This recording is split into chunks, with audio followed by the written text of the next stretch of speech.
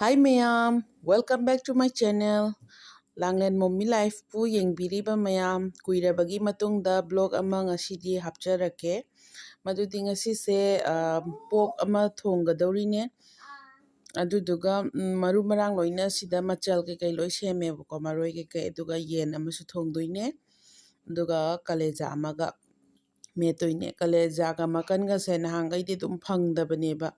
Adudi ngasidi metki mafam ama laibadagi phange. Sida pork laire. Aduna yen thongba jidi ai uchara aroi ge haidi yen thongba gi content se mamang da so hanjan sem grabine ai masidi utlaroi ge na tawbane ngasi tawrise ai gi nupa gi ai gi husband gi birthday gi memory oina sum tawbane to thabak se thuna bane na loina mak tawsale tawrise nang na bane na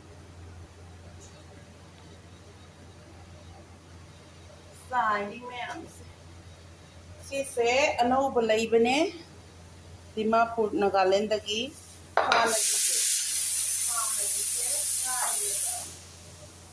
hanagi ni ko sina sise kaire kaidano kaibadu sida kaire ba sije ududuna anauba ma laijare bigonda tapane sise yam nuai morok metpagi mina laibirakpane sisi ataydi loi patana langthokre sisi khajik sise kaleja ga metke ba mathau tawhange ai hojik si ok thongbai thamgatle thau khitang hapaga thonggadoine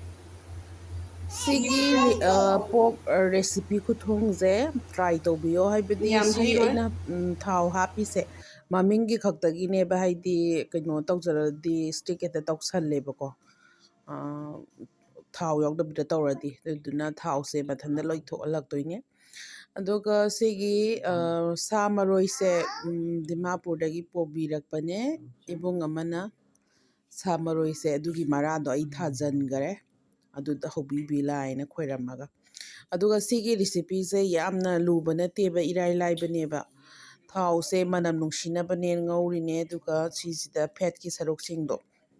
capsule loiba sarok singdo adudo hana loi thadadoine thadaraga kagino di adagi thau tholaknabane na thau khaji kadang tawragadi otpadasu nungaire natragadi hetta napsala kasalle hekta Dunay hojik sigi kaino singse loi hapchallage haidi phet yawba jaga gaise thau oithoknabagi loina hapchalle pura oina phajanadi uttre haidi video se editing tawbase angang chenba khoidadi yamna kaino tawebako duna dum haptabasu kuire na blog se hapchabane to sigi recipe se amta yengbiyo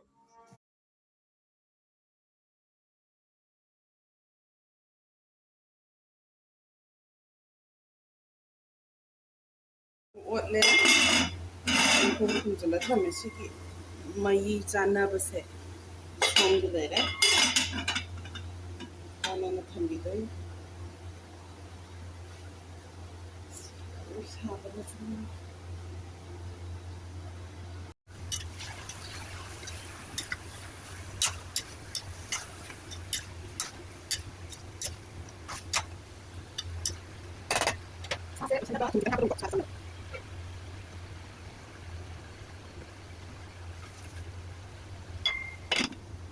sisina kaleja metoine kaleja ga ising hapaga phutlaga dum thongdoine dui hairadi mamangda so ina haigare ko sigi kaino thongbagi patra se sije thongba yam nungaeba dum mulleba dun sida sansa thongba oksa thongba yen thongba su nungai kangsoi gumba duga haidi yam jar munbadu oeba yam